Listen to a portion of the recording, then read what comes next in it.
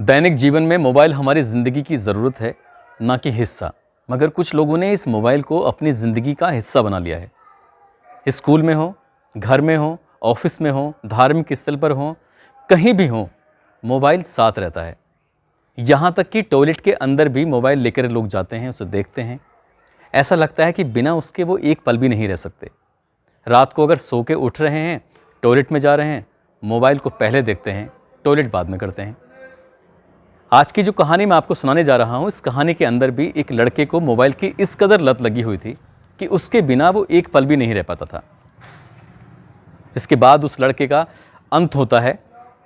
ये जो अंत होता है वाकई दुखद अंत है, जो कि एक सवाल छोड़कर जाता है, एक प्रश्नवाचक चिन्ह लगा के जाता है कि ऐसी घटना जो उसके साथ हुई है वो अकल्पनीय है, अद्वितीय घटना है।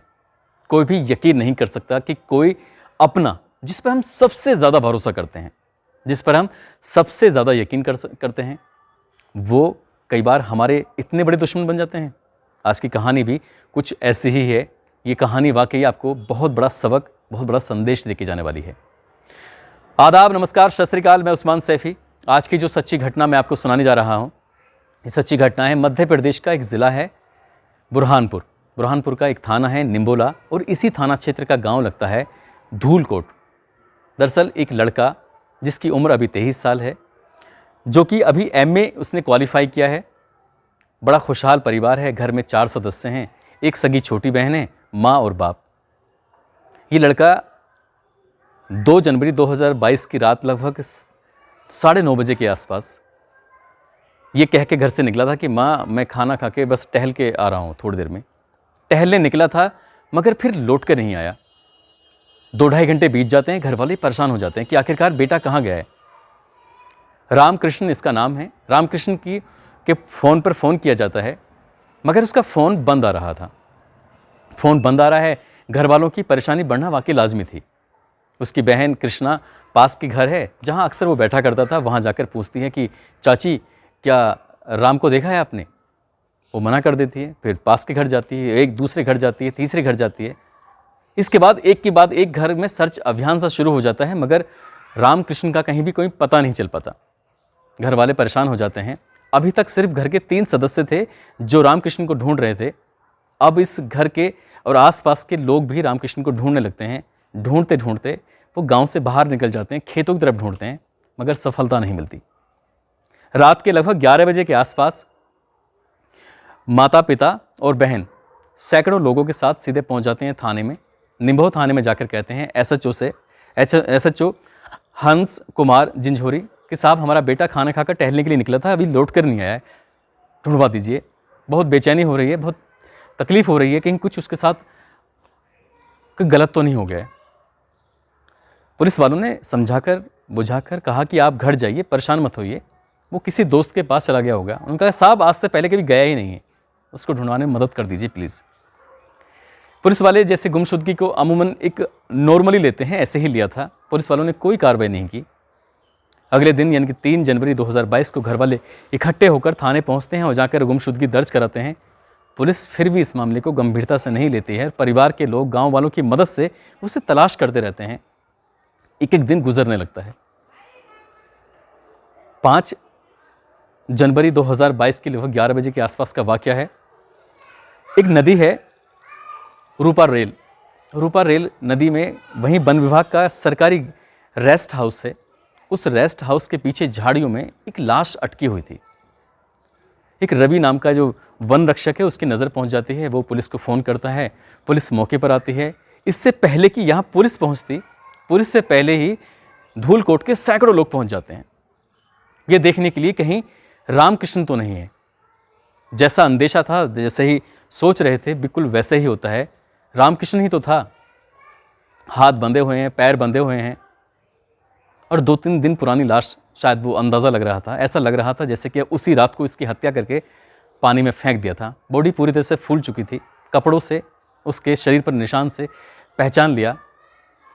माँ बाप का रो रो के बुरा हाल हो जाता है। बहन भी रोने लगती है, आसपास के लोग भी रोने लगते हैं। फिर कहीं ना कहीं पुलिस वालों के प्रति घर वालों का गुस्सा बढ़ने लगता है। लोग हंगामा शुरू कर देते हैं, प्रदर्शन शुरू हो जाता है।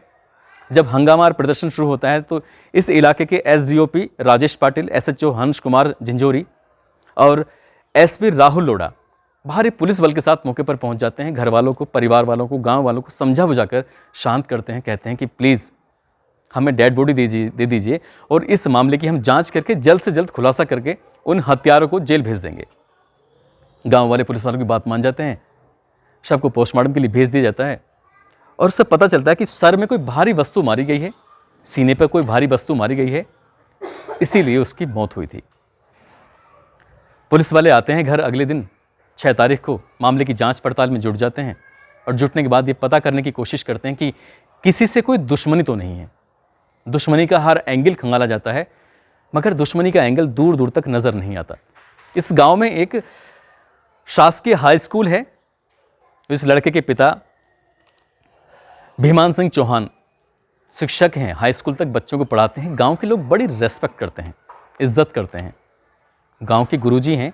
गांव का हर बच्चा हर व्यक्ति इस बच्चे को लेकर बड़ा परेशान था, बेइंतहा परेशान था। अब सैकड़ों लोग मास्टर जी के घर आते हैं, मास्टर जी से कहते हैं कि तसल्ली देते हैं, एक इकलौता ही तो बेटा था, वो भी इस दुनिया से चला गया। पुलिस वाले भी आते हैं, पूछते हैं कि दुश्मनी का एंगल खंगाला जाता है लेकिन पता नहीं चलता। लेकिन एक बात निकल कर सामने आती है कि पिछले महीने यानी कि दिसंबर 2021 में इस लड़के की खंडवा इंदावड़ी एक इलाका है, एक जगह है, वहाँ की रहने वाली लड़की से इसका सगाई हो गई है और फरवरी 2022 में इसकी शादी होने वाली थी। माँ और बहन शादी की तैयारी में जुट गई थी, पापा भी शादी की तैयारी में जुट गए थे, खरीदारी कर रहे थे। लड़की के लिए जेवर, घर के लिए सामान वगैरह जो भी कुछ एक शादी में खर्च होता है उसकी तैयारी चल रही थी।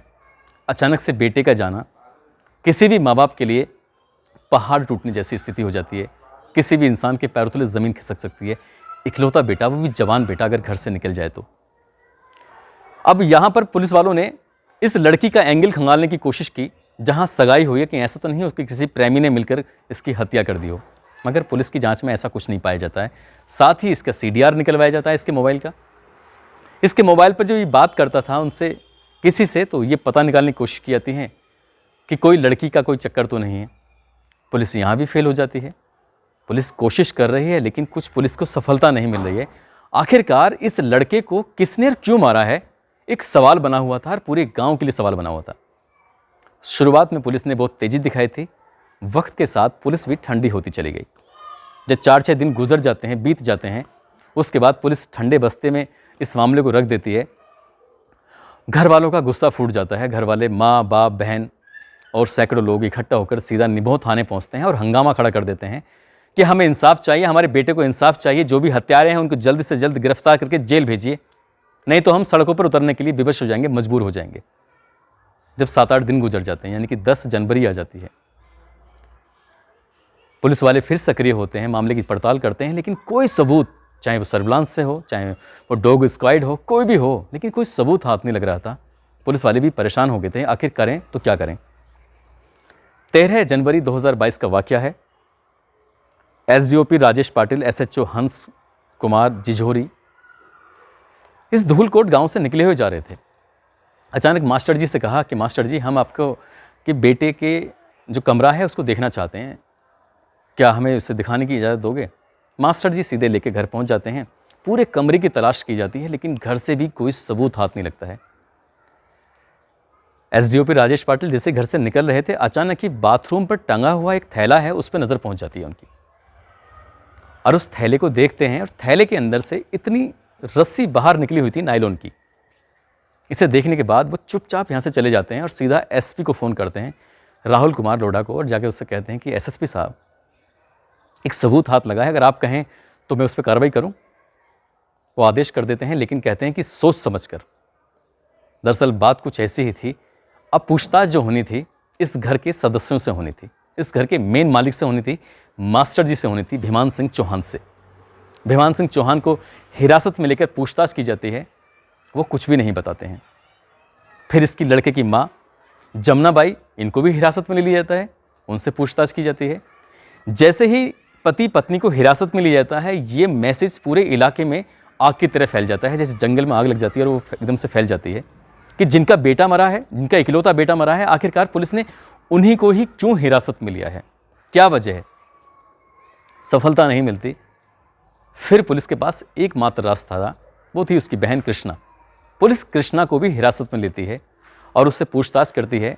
एसडीओपी राजेश पाटिल कहते हैं कि तुम्हारे माँ बाप ने हमें सब कुछ बता दिया है, अब हम तुम्हारे मुंह से सुनना चाहते हैं, आखिरकार क्या मामला है। ठीक वैसे ही जैसे कि भूसे के ढेर में कोई माचिस की तिल्ली हो या सुई हो, उसको तलाशने जैसी कंडीशन हो गई थी। और ये जो तुक्का मारा था वो सटीक बैठ जाता है। सटीक कुछ इस तरह से बैठता है कि जब उसे कहा जाता है कि तुम्हारे माँ बाप ने हमें सब कुछ बता दिया है, अब हम तुम्हारे मुंह से सुनना चाहते हैं, क्या मामला है। क्योंकि पुलिस को जो सबूत हाथ लगे थे वो कुछ स्पेशल, कुछ अलग था।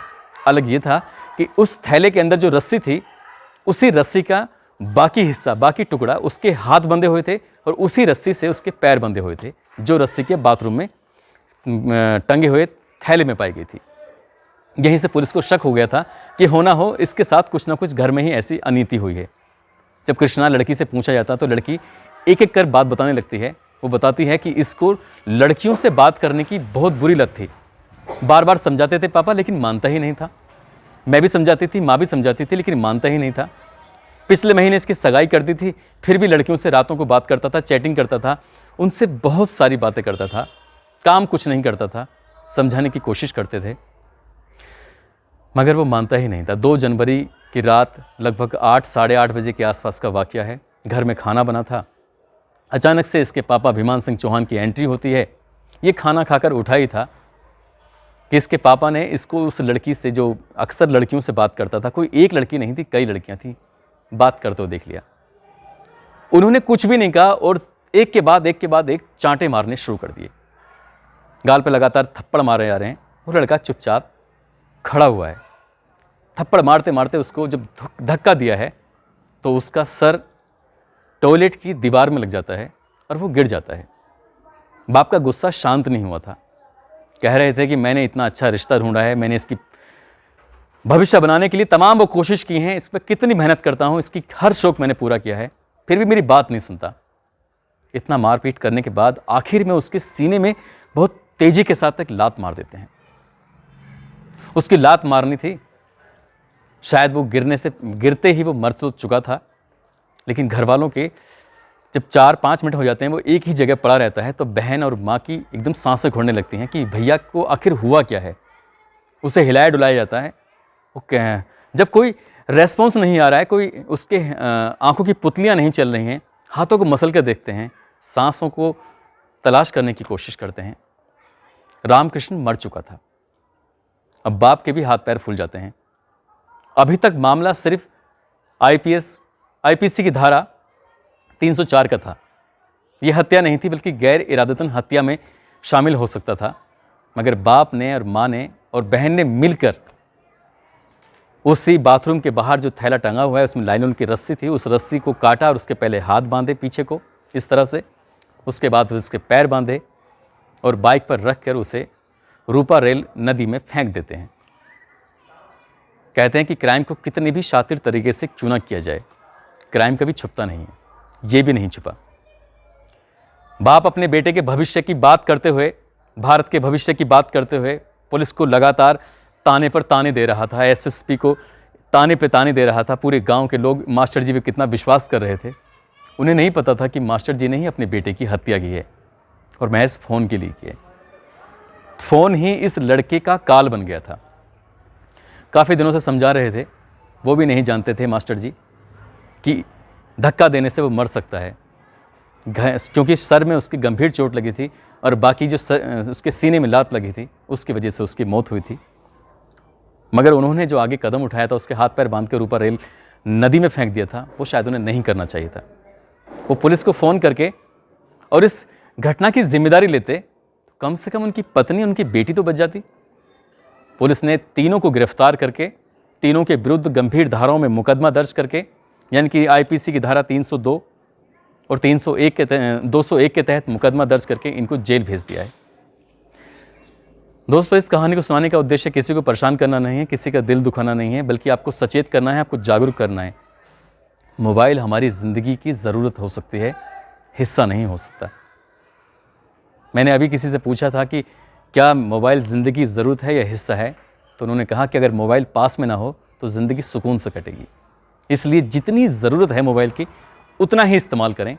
आधुनिकता की दौड़ में हमें ज़रूरत है इसकी, हम इसके बिना नहीं रह सकते, लेकिन इसे इतनी भी ज़रूरत न बनाएं कि आपकी जान पे बनाए, आपका एक काल बन जाए। दोस्तों, अपना ख्याल रखें, सुरक्षित रहें। जय हिंद, जय भारत।